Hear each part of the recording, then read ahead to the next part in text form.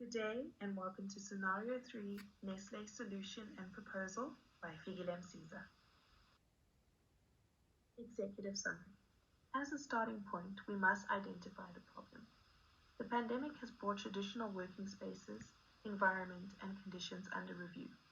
Individuals needed to be able to perform their day-to-day at acceptable productive levels, whilst maintaining the company culture in safe and sustainable environments. During the pandemic, individuals were required to work from home in order to reduce human contact for everybody's safety whilst remaining productive. As we are moving back to normality, it must be investigated if the working from home can be the new norm and way of work, not just for non-client facing staff, but for everyone. Working from home presented opportunities but also had unintended consequences, being a negative impact on individuals' mental and emotional health, the inability to differentiate working hours, the prolonged presence of children and their required care. There is also a concern of productivity as individuals were required to self-manage, which they were inadequately equipped for, and responsibility to do so. There became a need for further micromanagement. The question begs, how do we keep or implement the desired company culture whilst keeping staff engaged, motivated, and mentally and emotionally safe? How do we drive efficiency and quality productive levels? Essentially, how do we meet the company objectives while meeting the ever-changing needs of the employees and their families? We also need to ensure that we keep staff upskilled and trained in ways of work chosen.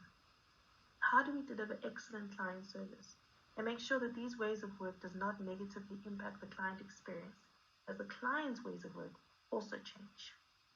There are also opportunities. There's an opportunity to redesign the way of work which results in a motivated and productive staff. The culture needs to encompass these desires and be conducive to achieve the company goals and objectives. There's an opportunity to review the cost factors and redirect costs to appropriate spaces and deliver a new way of delivering client experience, excellence, and redefining it. So high level, the approach would be to firstly understand and identify the objective. Our objective is to achieve maximum productivity, excellent client service while preserving the company culture and achieving shareholder outcomes. Secondly, it is to identify the data we have available, be it internal or external.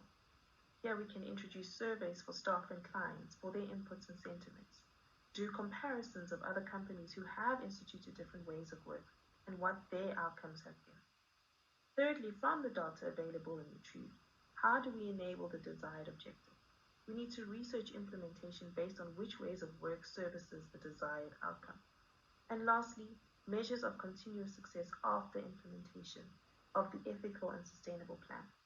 We could implement quarterly surveys to get a sense of the client and employee sentiment, as well as the experience of the culture, and if it matches the intended culture. We can do monthly reviews of the company KPIs to ensure that objectives are being reached. The strategic intention behind everything are three pillars: to protect the company culture, support and increase productivity levels, and provide exceptional client experience, which also meet their needs. What is the approach and implementation to establishing which is the best way of work for this company? Firstly, we have to have a clear business objective which integrates the shareholders' outcome. These all form part of the measures and design of the plan. Then we need to understand the benefits of each way of work and make sure that these benefits are in line with the objectives. From the objectives, the shareholder desires, and the benefits, you can establish which way of work would reach the outcomes. Then we need to establish a change management team who will be the enabler of the implementation of the plan. Following the plan from the change management team, obtaining buy-in from staff follows, ensuring that the right behavior is continuously observed. Having an updated source of knowledge and extracting information throughout using feedback and surveys, which will feed into the continual review of the approach. Then we will establish the policies and procedures.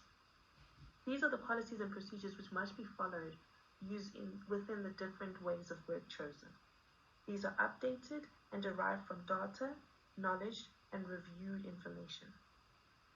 Then we must measure that against the business outcomes, client satisfaction, and culture, and provide reporting tools thereof. We then need to provide training, seminars, and ensure staff wellness to ensure that the staff buy-in still exists and the general and mental and emotional well-being exists of the staff. So how do we get the benefits? First, through socialization. Establish a working group or a change management team who will be responsible for the sharing of the remote working plan. They will be the ones to implement the surveys and ensure that everyone is updated with information and tools to be successful alongside the leadership. Secondly, we need to create a working environment for these employees, providing the hardware and the software required to be able to work remotely, in office, or a combination of two, whichever is the determined way of working. Then we need to do surveys. Surveys are imperative to understand the experience of the customer and the employee, as well as ensuring the desired culture is in effect. Data management is key. Using the updated data to make the required implementation and changes to the plan. We then need to ensure that all employees are on board with the plan and attain continuous feedback. We then need to review the plan on an annual or biannual basis. So how do we obtain the buy-in from the staff? It's imperative that the lines of communication are open and clear between manager and employee. One of the key requirements of this is to set clear expectations from the beginning and consistently reinforce it. This way the employee knows exactly how to succeed in the remote environment. You must be organized and flexible. Allow staff to determine what works best for them and their livelihood. If they have a sense of design and control, it improves the buy-in. Have organized options. Show structure as leadership. This here shows the required outcomes weekly and consistent weekly meetings to effectively plan their weeks. Again, this emphasizes the control the employee has over their week and improves the buy-in. Have consistent communication where communication is two-way. It's important for leadership to listen. Use the communication tool which best fits the culture, be it email, video calls, WhatsApp, whichever is most convenient and fits in with the culture. Provide methods of collaboration and ensure availability of leadership to navigate these ways of work and to clear any confusion which may exist. So how do we protect the culture whilst implementing the new way of work? Company culture is the core of the company and is made up of the company's missions, values, and goals. It requires continuous input and implementation from employees, human capital, and leadership. The challenge here is to be able to reach everybody across the various locations whilst working virtually, and one that creates an environment for productivity and belonging. So how do we do this? Consistently and continuously share the values of the company. The values are the pillars guiding the organization. You could share it as a screensaver on the laptop, on stationery, on the website. You could have a weekly email to employees who recognize each other for continuously upholding the values of the company. You can create a nomination system for employees, once again, to recognizing each other. Any way to consistently and continuously remind individuals of the values, but also that they are responsible for the values of the company. Next would be to improve the ways of work. It's important to establish the norms around communication to ensure appropriate timeframes, best practices, etiquette, and communication that is clear and efficient. Another way would be to have a company-wide newsletter where you share the goals, you share the wins, and any news that needs to be shared. Having surveys for employees to share the experience of the culture, what it is that they like, what it is that they dislike, and also ways to improve it. Using technology to improve communication is critical. Equipping staff with the correct hardware and software is important. Another way is also to create companionship and reduce isolation. You could make cameras on a mandatory experience during video calls. Weekly one-on-ones for the manager is important to meeting the employees via video. You could also have wellness activities to ensure that the mental and emotional health of staff is protected. Another way would be to have company-wide initiatives such as mandatory training or seminars, any way to make sure that there's camaraderie within the team and the teams are informed and that they are in control of the culture. So, there are three choices in the ways of work. 1, remote working. 2, traditional office space. Or 3, a combination of both.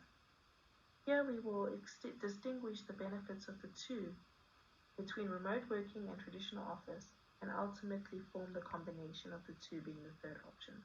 So, what are the benefits for remote working? You have more autonomy and ownership of the productivity of your own work. There's reduced requirement for office space and related requirements, such as printing, electricity, security, and this offers a cost-saving opportunity for the company. There's more flexibility and motivation between the staff. Staff are able to choose their own working hours and ways in which they are more productive. There's reduced staff turnover if staff are managed correctly. It's important to avoid micromanagement here. And there's opportunities for self-development using an array of virtual tools which are cheap or free. Next is the benefits for traditional office space. There's better employee visibility and engagement. You eliminate isolation felt by remote working. There's increased collaboration depending on the design of your office, innovation, and team morale. There's better employee well-being as there are clear separation of work and home with the space of work and the office hours. You are able to ensure equal working conditions. When staff work at home, you are not very much in control of their working conditions at home, whereas in the office you are able to ensure that it is equal. There's also easier influence on the company culture. When deciding the most appropriate way of work, it's important to understand the objective and the benefits. Then you are able to decide which way of work works best for your company and your employees. It's imperative that you get the employees' buy-in and understanding of what it is that fits them. A lot of things have changed outside of the company.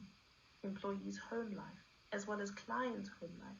How do we meet the time constraints that people have now that the pandemic has reached? That is what is going to be the contributor to deciding which way of work works best. It's also important to ensure that you create a space of ownership. And one of the ways of doing this is allowing staff to decide which way works best for them. What measures are in place to ensure that you're able to track the productivity as well as track the happiness of your staff, if that is the culture that you want to cultivate? Thank you so much for listening to this podcast.